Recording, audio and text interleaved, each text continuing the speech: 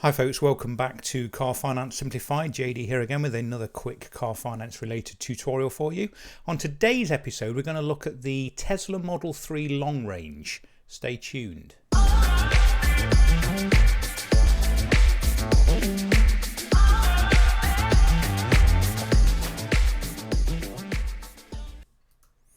So welcome back.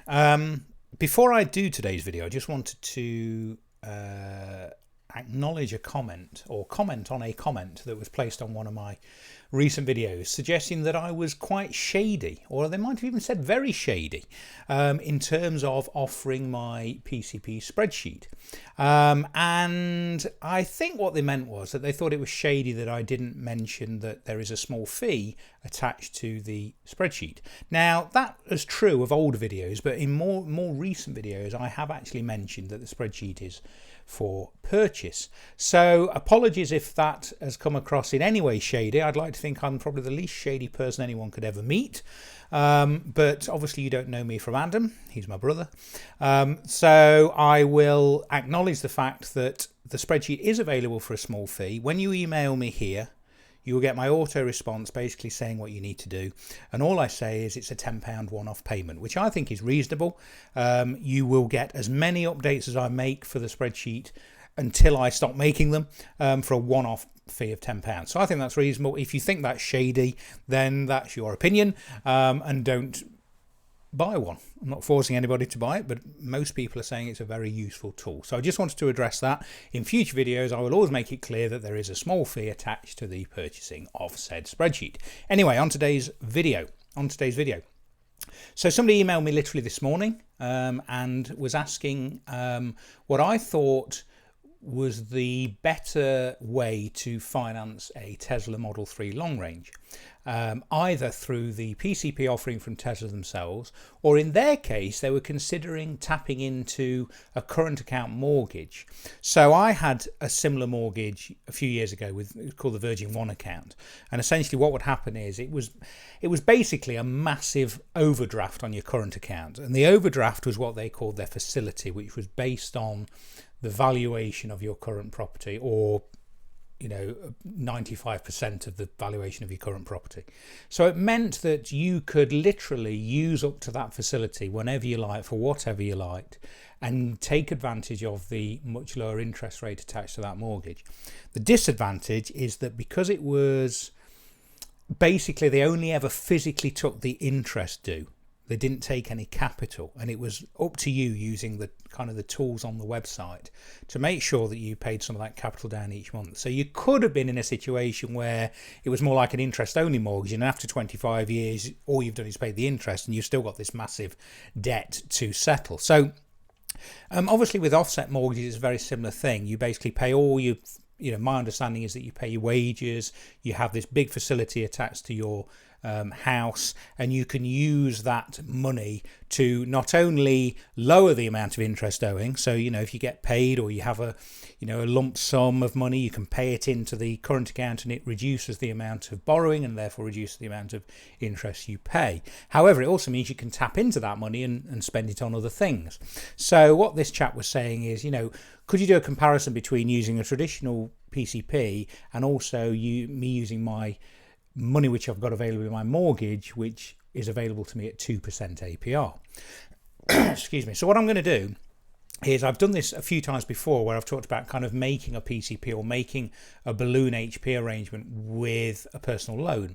And what you do is you set the term of the loan longer than the PCP, such that the monthly payment you're making is pretty much the same. And then what you do is you look at what the settlement amount on that loan is after the term of the PCP. So for example, in this case it was a 49-month arrangement, so 48 equal payments, month 49 where the guaranteed future value is. So what I'm going to do is work out the term I would need to effectively pay myself back over on the mortgage, such that at month 48, so when I've made 48 payments back to myself, the settlement is going to be lower than the guaranteed future value on the PCP, so that I'm building more equity in, but also such that the monthly payment is comparable, pretty much the same.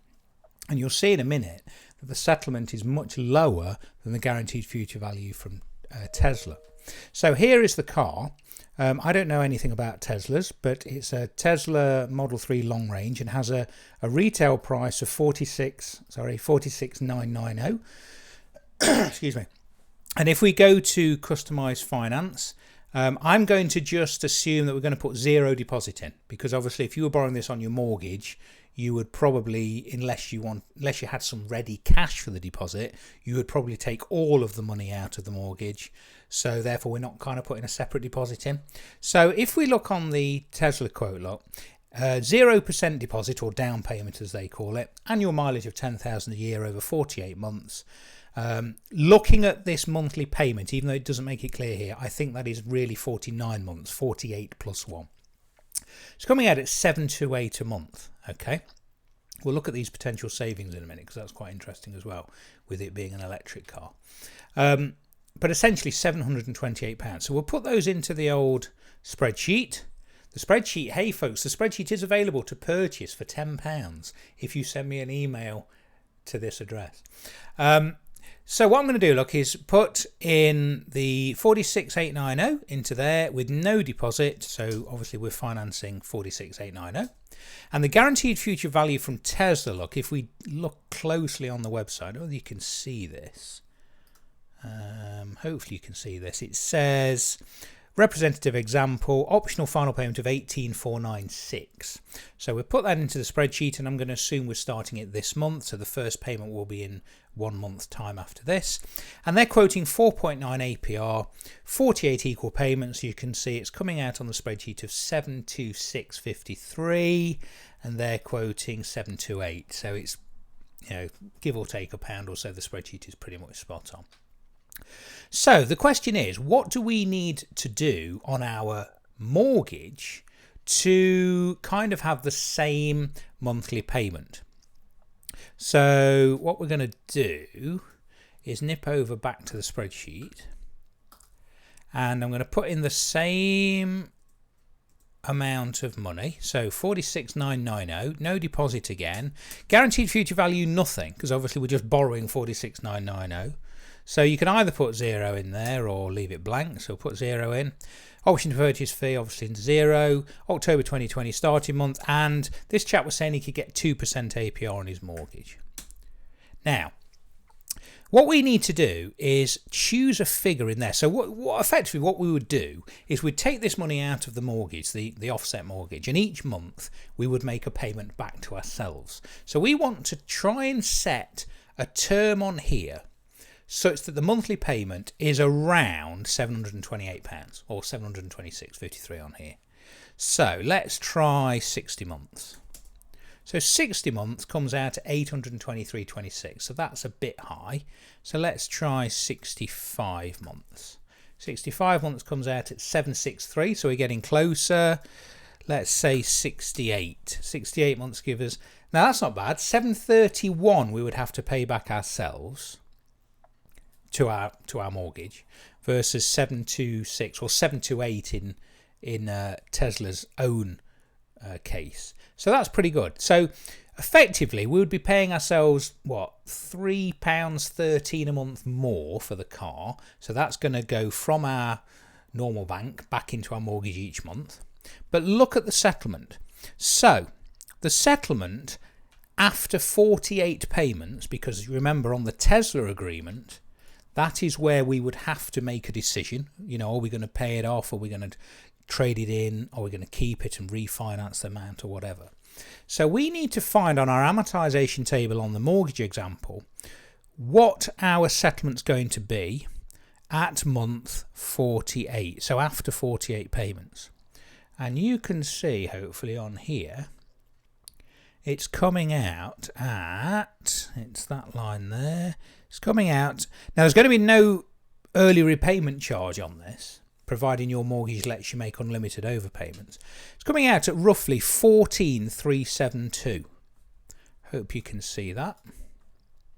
So at month 48 lot, so across here lot, 14,372. Hope you can see that on the screen. So it's cost us what, £3 a month extra to get to that point. So let's say £3 times 48 payments roughly, so about 150 quid more in payments. But to settle, we would have to pay 14,372 versus 18,496 on the PCP. So if the Tesla's going to be worth 18,496, you've got no equity on the PCP arrangement. But on the mortgage option, you've probably got what? 14,372 plus 150 quid in extra payments, 14.5-ish, 14,550. So almost £4,000 more equity in that car going down the mortgage route.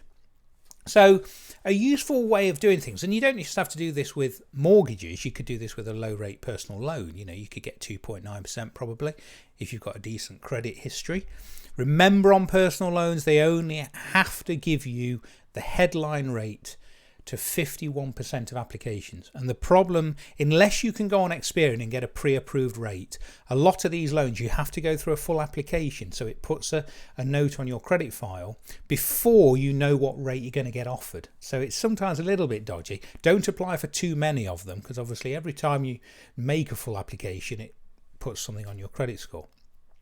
So essentially it looks like it's about £4,000 better to do it on the mortgage in this case. Or, you know, let's just see what would happen if we got a 2.9% personal loan. Now, you might not be able to borrow £47,000 on a personal loan though, so this might be academic. But in this case, look, we would have to up the term probably to about 70 months. Yeah, 729 over 70 months. And after 48 on a 2.9 personal loan, if you could get that amount, you're going to be looking at 15,600. So you've still got about £3,000, £2,500 that way. Okay. The other thing I just wanted to briefly touch upon was that obviously electric cars are now from April 2020, and I have done a video already on this. Check out my video I did on the Mini Electric about 9 months ago. From April 2020, there is zero benefit in kind tax payable on electric cars, and it goes up to 1% in 2021 and 2% in 2022, and I think 3% in 2023. So it's much more attractive if you can lease a car through either a salary sacrifice scheme or through a business lease. And if you look on the Tesla website, it actually says, if I'm a business customer, look, if I tick that, so $794 a month. Sorry, I need to do this on 48, don't we? Ah, okay. Will it let me do that? 686. Ah, it's probably plus VAT, isn't it? Yeah, hang on a minute. Let me just put this back onto here. So 728 a month. Look. If I go onto here, that's better. So if I go onto here, look, it tells me what the savings are going to be. So obviously, no road tax. Versus about £12 a month on a car, assuming the current rate, and you're not paying the additional 300 and whatever it is, 50 quid, is it? 360 quid a month or something. 360 quid a year for the first 6 years, 5 years after the first year, blah, blah, blah, blah, blah. That's another video. Fuel, obviously, a lot less. They're saying 39 quid. So if you're a personal customer, they're saying you're going to save about £70 a month because it's an electric car. But if you were to lease it, look, you're going to save £326. Now, they may be assuming you're a higher rate taxpayer, but essentially, if you are a higher rate taxpayer and you can salary sacrifice this, in the first year you would pay no benefit in kind tax, which means you would save around 42% of that payment because you save tax and national insurance payments. If you're a lower rate taxpayer, standard 20% tax rate, I think it's about 32% saving. If you're a higher rate taxpayer, about 42% saving. And then in year two, you're going to pay 1% benefit in kind tax, year two, 2%, etc. So that's probably where they're getting this 21 quid from. It's probably the average amount over the term because the benefit in kind tax is changing. So you could technically, even if you use, well, you'd have to use Tesla's finance, or you'd certainly have to use a car finance company. You could technically save up to 42% off this monthly payment and get them down to what? £400 a month or something. So yeah, useful. So I hope that was interesting. As I always say, please do comment, please do subscribe. Views have gone up, but subscriptions, yes, subscriptions have gone up, but they don't seem to have gone up in relation to how many views I'm getting. So if you haven't yet subscribed, if you just come across this video or this channel, please do subscribe. Hit that bell notification so you're notified when a new video comes out. Please comment, please email me here if you've got any other general questions to ask, and I will see you next time. Do take care. Cheers.